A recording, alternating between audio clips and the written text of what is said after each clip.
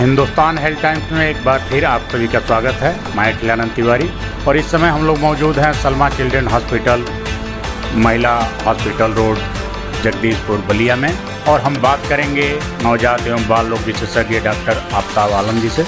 और डॉक्टर साहब, आपसे हम जानना चाहेंगे कि बरसात के मौसम में श्वास संबंधी रोग यानी अस्थमा क्या है और इसका उपचार क्या है, जो बच्चों में खासकर सबसे ज़्यादा इस समय हो रहा है। बच्चों में अस्थमा बहुत कॉमन प्रॉब्लम है और अस्थमा में बच्चों को बार बार खांसी का होना, ये खांसी मुख्यतः रात में खांसी आती है ज़्यादा या अर्ली मॉर्निंग खांसी होती है। कई बार ये खांसी बच्चे के फिजिकल एक्टिविटी पे बढ़ती है, जैसे बच्चा दौड़ रहा है तो खांसने लगता है, बच्चा कराई करता है, रोता है तो खांसने लगता है। तो फिजिकल एक्टिविटी पे ये खांसी बढ़ जाती है। और इसमें अगर हिस्ट्री देखा जाए तो कई बार पेरेंट्स भी, उनको भी कुछ एलर्जी की परेशानी रहती है या पेरेंट्स भी एस्थमेटिक होते हैं।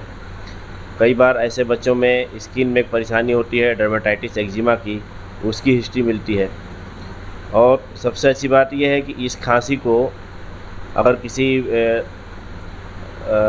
खांसी की जैसे ब्रोंकोडायलेटर दवाई होती है, उसको अगर दिया जाए या उसका यूज़ किया जाए बच्चे में, तो तुरंत आराम भी मिल जाता है। जैसे नेबुलाइज कर दिया जाए या कुछ ब्रोंकोडायलेटर दवाइयाँ दी जाए तो बहुत अच्छे से आराम भी मिल जाता है।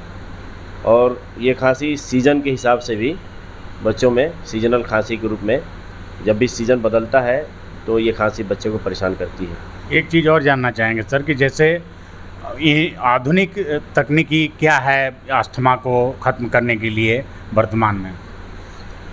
अस्थमा को ख़त्म करने के लिए वर्तमान में तकनीक का कोई मतलब नहीं। मैं बताता हूँ कि पहले तो इस परेशानी को कैसे डायग्नोस किया जाए, इस बीमारी को कैसे कंफर्म किया जाए। एक तो हिस्ट्री के बेसिस पे, जैसा कि मैंने बताया कि रात में खांसी होगी और मॉर्निंग में भी हो सकती है, फिजिकल एक्टिविटी बढ़ती है तो ये खांसी बढ़ जाती है, सीजनल वेरिएशन पे ये खांसी बढ़ जाती है, फैमिली में हिस्ट्री मिलती है। इसकी डायग्नोसिस बनाने के लिए बेसिकली एक क्लिनिकल डायग्नोसिस होती है और एक्सरे वगैरह सब नॉर्मल रहता है। एक्सरे में कुछ चेंजिंग रहते हैं लेकिन वो डॉक्टर समझता है। और स्पायरोमेट्री एक जांच होती है जिससे कंफर्म किया जा सकता है। इलाज बहुत सिंपल है और सेफ भी है। इसके लिए बच्चों में कई बार इन्हेलर इस्तेमाल करते हैं जो सुरक्षित है, और जो दवाइयाँ हैं ओरल मेडिसिन है उससे ज़्यादा सुरक्षित है। ज़रूरत पड़ती है तो साथ में ओरल मेडिसिन भी देते हैं। लेकिन इन्हेलर जो है, कई बार पेरेंट्स घबराते हैं इन्हेलर पे कि डॉक्टर साहब आदत तो नहीं लग जाएगी, इससे बच्चे को लत लग जाएगी या कोई बुरा प्रभाव पड़ेगा। ऐसा नहीं, इन्हेलर बच्चों में दिया जा सकता है और बहुत सेफ़ है। अगर इंडिकेशन बनता है, ज़रूरत है, बच्चे में अस्थमा का लक्षण है तो इन्हेलर देना चाहिए और ज़रूरी भी होता है, जिससे कि बच्चे का डे टू डे जो एक्टिविटी है, उसका स्कूल है, वो सब हैम्पर नहीं होता है। अदरवाइज़ बच्चा बीच बीच बीमार पड़ेगा तो उसका विकास, डेवलपमेंट भी प्रभावित होता है, उसका स्कूल भी गड़बड़ होता है। और बाकी तो बचाव है।